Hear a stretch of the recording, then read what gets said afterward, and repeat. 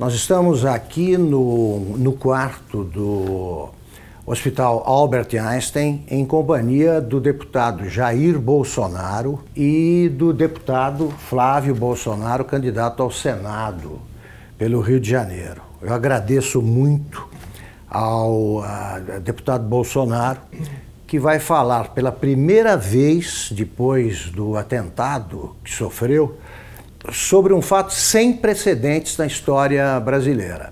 Um candidato com grandes chances de vencer a eleição foi esfaqueado durante uma manifestação popular a seu favor.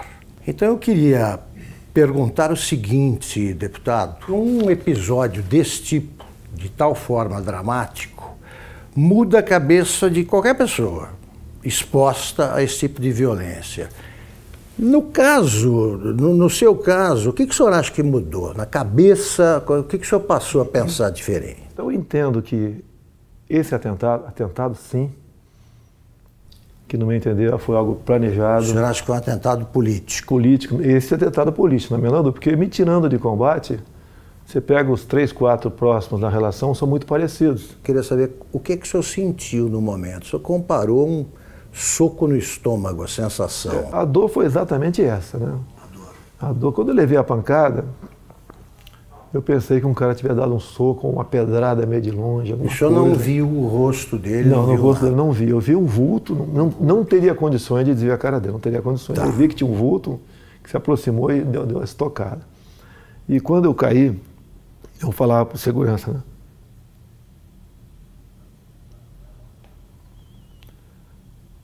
Foi uma porrada no estômago. Porque eu olhei aqui, levantaram a camisa, tinha um cortezinho, mas não sangrava. Foi uma porrada no estômago. Começou a passar o tempo, igual aquela bolada que tirava no futebol. E a dor não passava. E eles já estavam, os seguranças foram excepcionais, né? Os colegas meus da Polícia Militar, da Polícia Federal, tinha mais gente de outros órgãos, com toda certeza, me levaram rapidamente para o hospital. Bem, o que eu fiquei sabendo lá no hospital? Na Santa Casa de Juiz de Fora. Aconteceu vários milagres, né? Primeiro, o cara deu uma facada e rodou. Ele rodou para matar mesmo, o cara sabia o que estava fazendo. Daí já vem esse papinho que ele já foi açougueiro. Açougueiro, ajudante de pedreiro, já começa essas conversinhas todas aí. Tá? E por questão de milímetros não atingiu veias aqui que não teria como eu resistir. Foram em 3 lugares no intestino fino e um no grosso, onde espalhou fezes por aqui tudo. Me levaram para o hospital.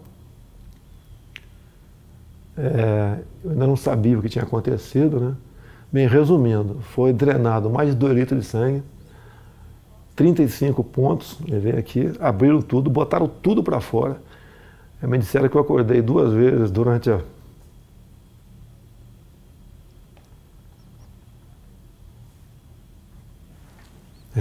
cirurgia, mas eu não estava sentindo dor, nada. E depois fiquei sabendo, quando eu acordei, que não sei se era noite ou madrugada, eu estaria sendo transferido para cá, para o Albert Einstein. O senhor chegou a perder os sentidos lá? Não perdi os sentidos lá. Não perdeu os sentidos? Nem até chegar ao hospital.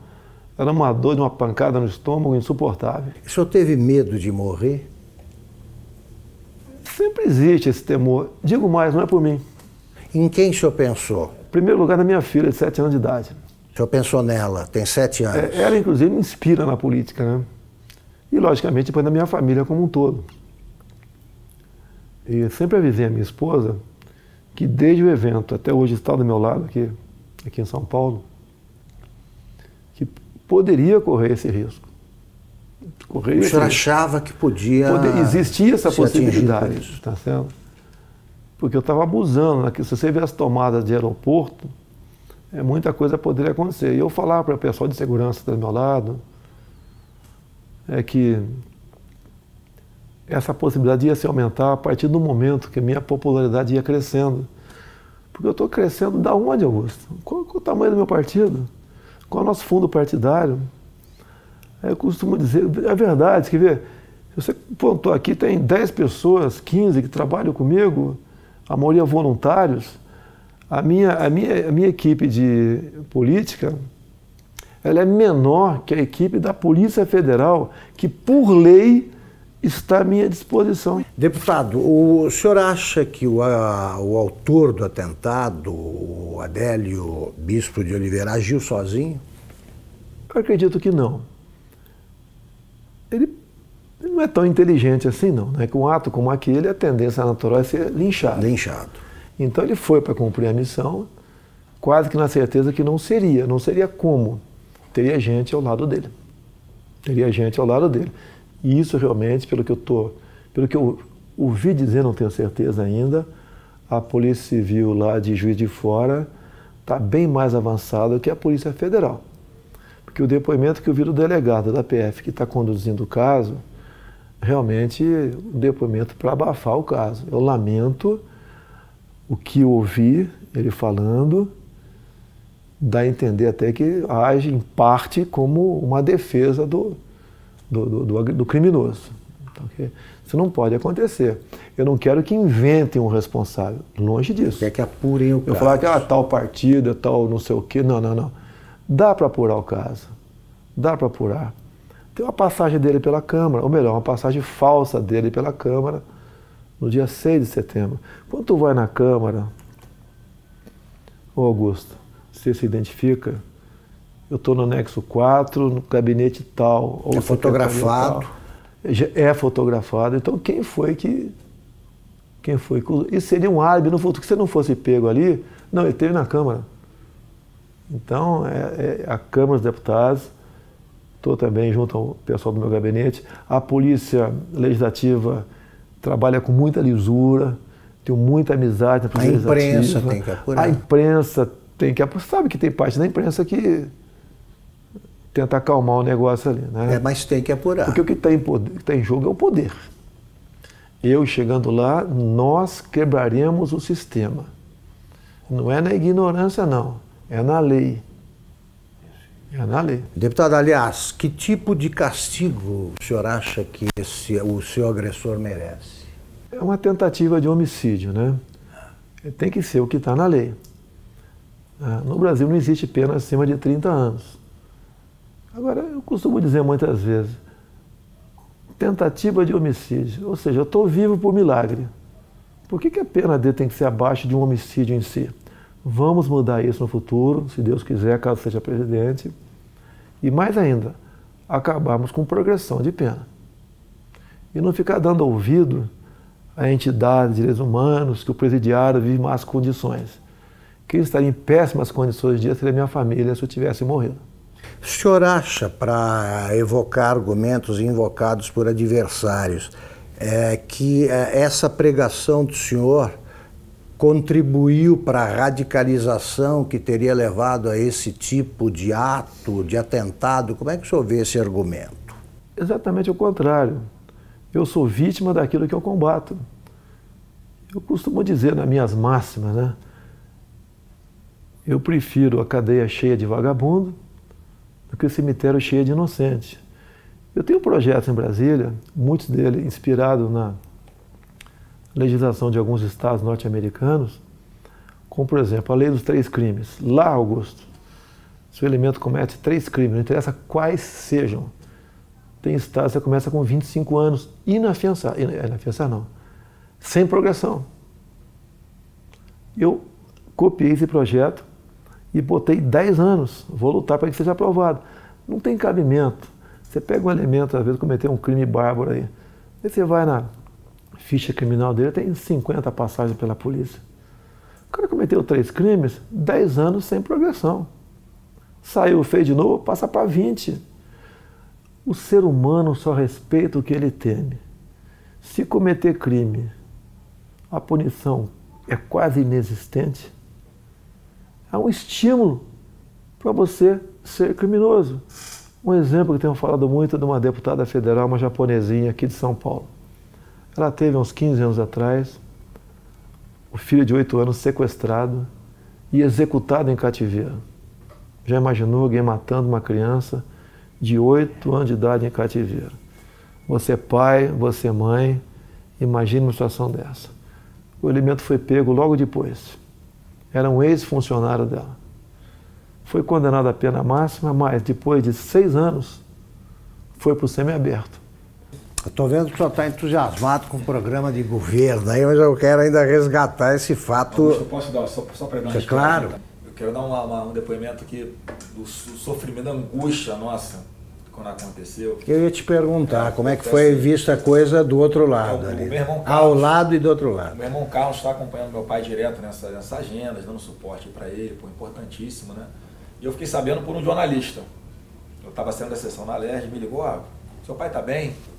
Eu fiquei sabendo que tentaram dar uma facada nele lá em Juiz de Fora. Você estava onde? Eu estava na LERJ. Aí quando ele percebeu que eu não sabia o que tinha acontecido, ele falou assim para mim, pode ficar tranquilo que, pelo que eu sei, não foi nada grave não. Foi um sentimento que eu não tinha sentido antes. Eu subi, fui no gabinete de um deputado, que eu estava indo para conversar com ele, um deputado evangélico. Rapaz, quando eu cheguei lá, tinha uns 15 pastores no gabinete dele. E eu não sei porque eu sabia, me deu uma vontade, eu comecei a chorar muito, explicando o que tinha acontecido, sem saber o que tinha acontecido, né?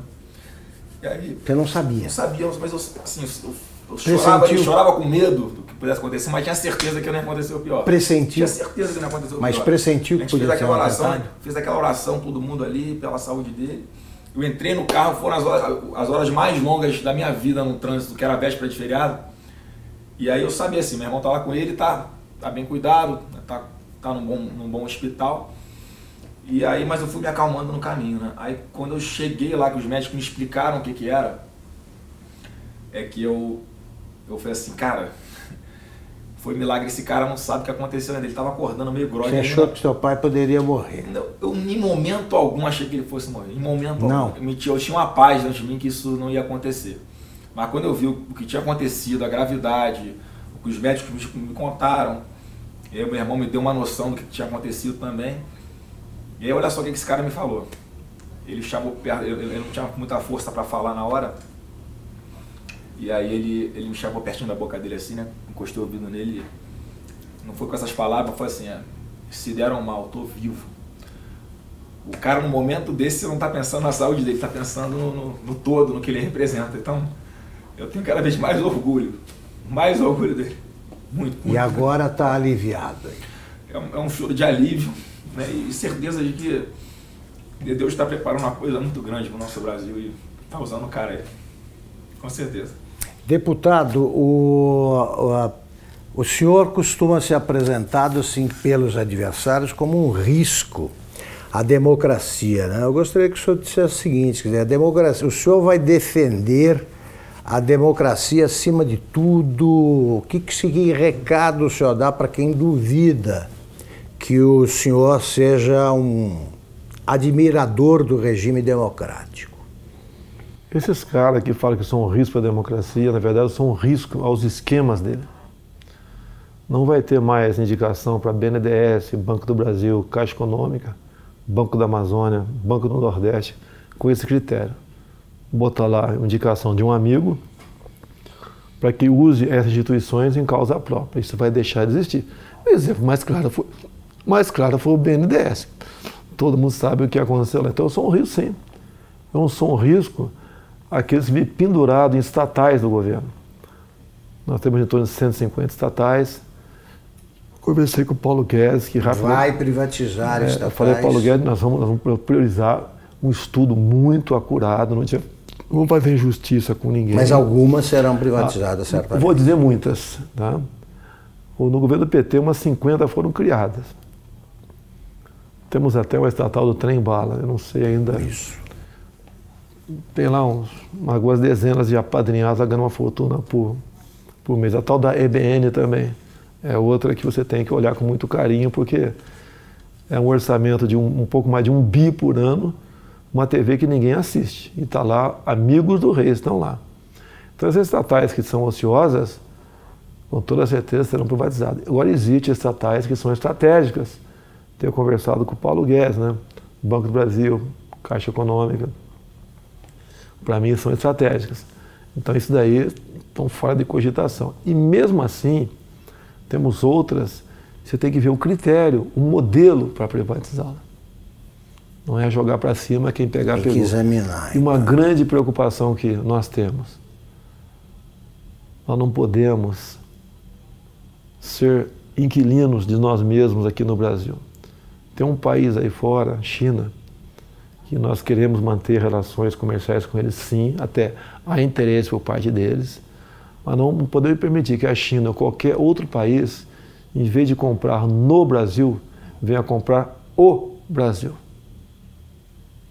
Perfeito. Deputado, a ex-senadora Marina Silva diz o seguinte, que a prova de que as ideias do deputado Jair Bolsonaro não funcionam, a prova disso foi o próprio atentado, porque tanta gente protegendo não conseguiu impedir que o ataque acontecesse. A Polícia Federal falhou? O senhor notou falhas no esquema de segurança? O ambiente não tem como você ter um sistema de segurança perfeito. É um tumulto ali, né? Eu vejo pela televisão. E eu sempre falava com eles da possibilidade, né, crescente disso acontecer, tendo em vista o nosso crescimento junto à opinião pública. Então, eu não culpo a Polícia Federal, não. Eles até ajudaram muito com os policiais militares do Rio que estavam comigo lá. Isso vai evitar, evidentemente, esse tipo de manifestação. Não, eu até as eleições, eu estou em alta até o dia 31. Sim. E a recomendação, eu não posso sair de casa. Se eu levar um esbarrão na rua com a situação que eu estou aqui, pode botar tudo a perder. Então eu não posso ir para a rua, realmente. Eu peço a compreensão dos amigos. Pretendo, a partir do dia 1º, agora, em todo o horário eleitoral gratuito, fazer uma live e conversar com o pessoal sobre as eleições.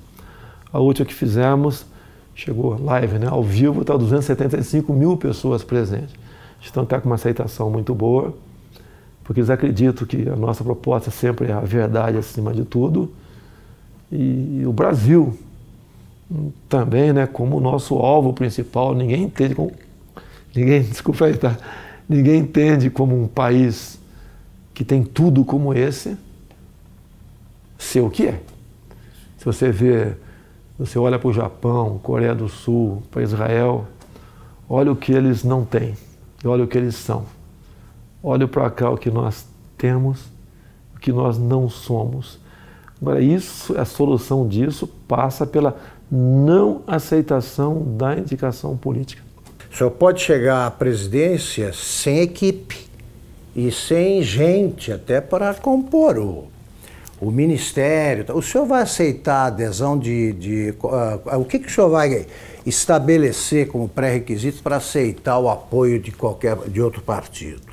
O senhor aceitaria do Centrão, por exemplo? Não vai existir isso aí, Augusto. Não vou dizer que tem bons parlamentares em vários partidos e tem gente honesta dentro da Câmara também, tá? Mas não será esse o critério, é a competência. Eu quero, por exemplo, um ministro da Ciência e Tecnologia voltado para a pesquisa, para a inovação. O senhor não sabe quem é? Ainda tem um nome de longe, né, que a gente pensa nele, não sei se seria o mais adequado ou não, tá certo? Mas é um pouco inexperiente ainda, o nosso querido coronel da Aeronáutica, Marcos Pontes, o astronauta. Sim. Poderia ser uma pessoa para lá ou para compor o ministério, ou para compor. Então o ministério é importantíssimo. O que faz o jovem sair do Brasil? Falta de oportunidade aqui. Então você não pode ter uma pessoa nesse ministério. O senhor vai nomear por critérios, pelo critério da competência, é isso? Olha só, quando eu juntei 120 parlamentares, vai aumentar esse número, que o meu partido eu acho que vai fazer uns 30 deputados. Estou acreditando em um número modesto. Eu acho que vou ter o apoio de quem vota em mim, votar nos candidatos a federal, a senador, a estadual do meu partido. Eu acho que isso vai acontecer bastante. Até eu vou pedir para não votar no 17, votar no candidato, que tem uma cláusula de barreira aí. São Paulo, por exemplo. Não adianta o meu filho Eduardo, que deve ter 1 milhão de votos, junto com voto de legenda, poder fazer 8 deputados federais. Esse federal tem que ter 30 mil votos, senão não tomam posse. Então ele tem que votar no candidato, e não no 17. Eu posso não ser o ideal, nem teremos nunca um ideal. Mas eu acho que o remédio para o momento, tendo em vista aos demais candidatos que estão aí, seria eu, não teria outro remédio no momento. Para a gente buscar o ponto de inflexão e fazer uma política de verdade no Brasil. E essa maneira de não aceitar indicações políticas, como tenho conversado com parlamentares, é uma maneira de resgatar, buscar o resgate da credibilidade do deputado. O senhor não vai aceitar? Não tem como aceitar. Você pode ver. O Onyx Lorenzoni, por exemplo, no meu entender, seria um excelente chefe da Casa Civil, mas não é indicação partidária, mérito dele. Ele vestiu essa camisa comigo, tá ok? Ele também passou por um momento difícil na vida dele, não questão de saúde, né? Então é uma pessoa que é adequada para estar lá. Não é que a gente vai dar as costas para o parlamento, não quero papo com ninguém, não, nós queremos atender o parlamentar. Uma das coisas que o parlamentar sempre reclama em Brasília, o orçamento para as emendas individuais, ele é impositivo. Vai ter que sair, Augusto. Antigamente, ele não era impositivo, né? Era autorizativo. Daí o governo chantageava. Queria aprovar algo salgado, chamava a bancada que interessava e liberava recursos.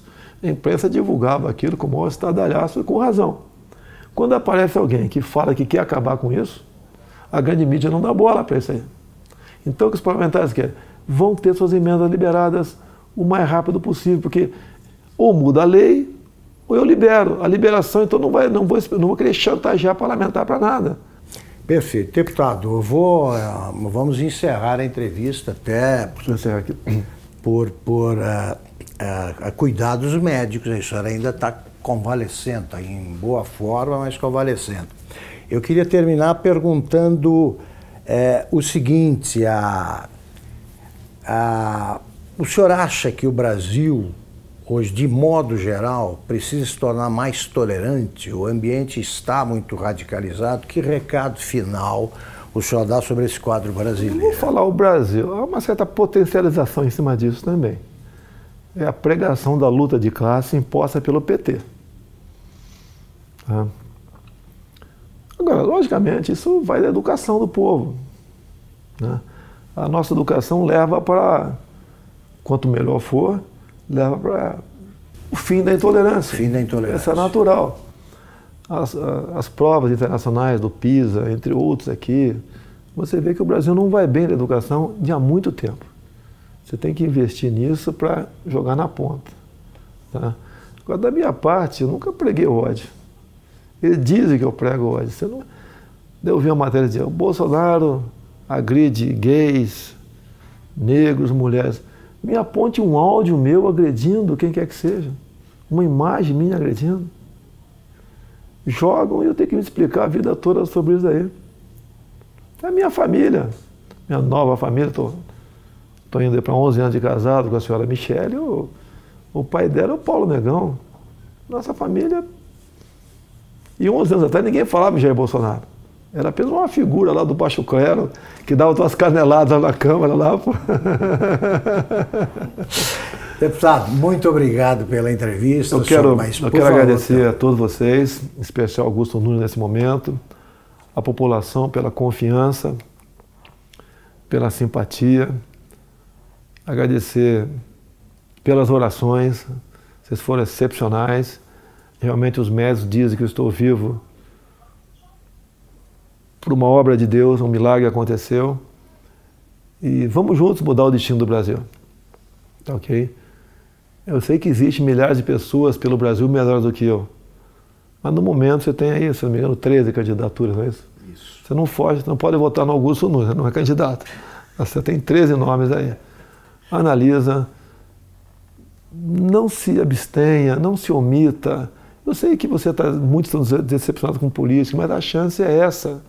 Se continuar alguém do Centrão ou do PT, você sabe qual é o destino. Estamos exatamente no mesmo barco. Vamos mudar o Brasil, sim.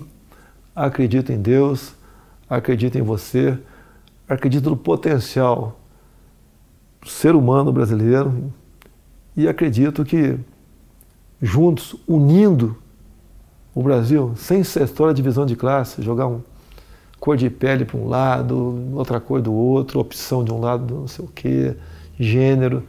Vamos unir o Brasil. Na economia, vamos desburocratizar, desregulamentar. A proposta do Paulo Guedes do imposto de renda, até falei, está sendo ousada. A proposta dele é o seguinte, quem ganha até 5 salários mínimos não paga imposto de renda. E dali para frente, uma líquida única de 20%. A União perderia arrecadação, sim. Mas o gás que você daria para as empresas, para os comerciantes, produtores rurais para empregar a gente, desonerando a folha de pagamento, compensa muito. A Inglaterra fez um plano semelhante há 20 e poucos anos atrás. Com o Trump agora ele fez a mesma coisa. Se não me engano, está baixando para 20% o imposto das empresas, né? Isso. Então, deu certo. Não precisou mais exportar empresas para país vizinho mais ao sul ali para produzir alguma coisa. As empresas estão voltando para os Estados Unidos e vamos mexer na economia nessa hora, sem sacrifício para ninguém. Se o alíquota de 20% estiver alto para alguns, eu converso com o Paulo Guedes. O Paulo, em vez de ser acima de 5, 20, até 10, 15, dali para frente, resolve essa parada aqui. Eu só falei uma coisa, Paulo, no final eu quero uma coisa, que a União arrecade menos. Muito bem, muito obrigado, deputado. Obrigado, deputado Flávio.